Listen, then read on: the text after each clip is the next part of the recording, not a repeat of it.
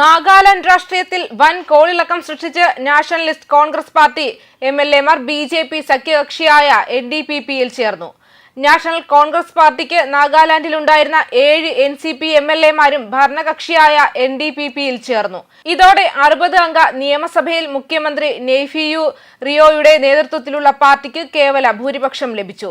ഈ ലയനത്തോടെ nationalist democratic progressive പാർട്ടിയുടെ അതായത് എൻഡിപിപി അംഗസംഖ്യ 25-ൽ നിന്ന് 32-ആയി ഉയർന്നു. പാർട്ടി പിളർപ്പിന് ശേഷം എൻസിപിയുടെ നാഗാലാൻഡ് യൂണിറ്റ് അജിത് പവാറിന്റെ നേതൃത്വത്തിലുള്ള വിഭാഗത്തിനൊപ്പം നിന്നു. 2023-ലെ നിയമസഭാ തിരഞ്ഞെടുപ്പിൽ 12 സീറ്റുകൾ നേടിയ എൻഡിപിപിക്കും സഖ്യകക്ഷിയായ ബിജെപിക്കും ശേഷം എൻസിപി സംസ്ഥാനത്തെ മൂന്നാമത്തെ വലിയ പാർട്ടിയായി ഉയർന്നു വന്നു. സ്പീക്കർ ഷെറിൻ ലോങ്കുമാർ പുറപ്പെടുവിച്ച ഉത്തരവ് പ്രകാരം 7 എംഎൽഎമാരും സ്വയം ഹാജരായി ഔപചാരിക കത്തുകൾ സമർപ്പിച്ചു. എൻഡിപിപിയിൽ ലയിക്കാനുള്ള തീരുമാനം അറിയിച്ചു.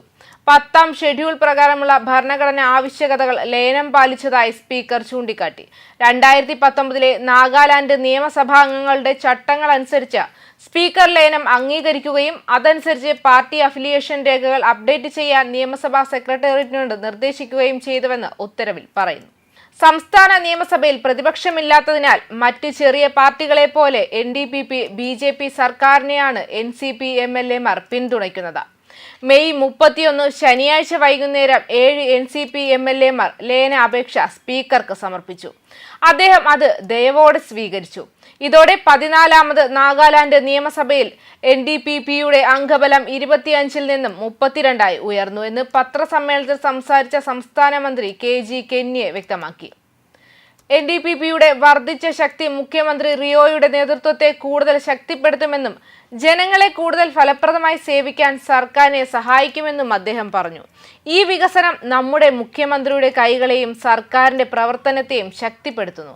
ഭരണസഖ്യത്തിനുള്ളിലെ സീറ്റ് വിഭജന ക്രമീകരണങ്ങളെ ഈ ലയനം എങ്ങനെ ബാധിക്കുന്നുവെന്ന് ചോദിച്ചപ്പോൾ സ്ഥിരമായ ഒരു ഫോർമുല നിലവിലില്ല എന്നും അദ്ദേഹം അഭിപ്രായപ്പെട്ടു. ഓരോ തിരഞ്ഞെടുപ്പും അതിൻ്റെതായ മാറ്റങ്ങൾ കൊണ്ടുവരുന്നു. അതനുസരിച്ച് സീറ്റ് വിഭജനം ഉൾപ്പെടെയുള്ള ക്രമീകരണങ്ങൾ പുനർമൂല്യനിർണ്ണയിക്കാൻ ചെയ്യേണ്ടി വന്നേക്കാം. എന്നാൽ മന്ത്രിസഭാ പുനഃസംഘടനയുടെ സാധ്യതയെക്കുറിച്ച് മന്ത്രി പറഞ്ഞത് ഇങ്ങനെയാണ്: ആ പ്രത്യേക അവകാശം മുഖ്യമന്ത്രിയിൽ മാത്രമാണ്. ഞങ്ങൾ ഉടൻ തന്നെ അദ്ദേഹത്തെ കാണുമെന്ന് പ്രതീക്ഷിക്കുന്നു. അത്തരം ചോദ്യങ്ങൾ അദ്ദേഹത്തോട് നേരിട്ട് ചോദിക്കുന്നതാണ് നല്ലത്. എൻസിപി ഒരു ദേശീയ പാർട്ടിയാണെങ്കിലും അതിന്റെ വിശാലമായ അജണ്ട നാഗാലാൻഡിന്റെ സംസ്ഥാന കേന്ദ്രീകൃത ആവശ്യങ്ങളുമായി പൂർണ്ണമായും യോജിക്കണമെന്നില്ല.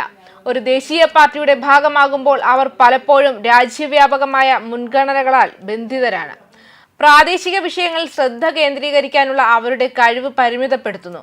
ഇതിന് വിപരീതമായി ദേശീയ കാഴ്ചപ്പാടിൽ എൻഡിപിപി ആണെങ്കിലും പ്രാദേശിക താൽപര്യങ്ങളോട് ശക്തമായ പ്രതിബദ്ധതയുള്ള ഒരു പ്രാദേശിക പാർട്ടിയായി ആഴത്തിൽ വേരൂന്നിയിരിക്കുന്നുവെന്നും അദ്ദേഹം പറയുന്നുണ്ട്. ന്യൂസ് ഡെസ്ക് കർമ്മ ന്യൂസ്.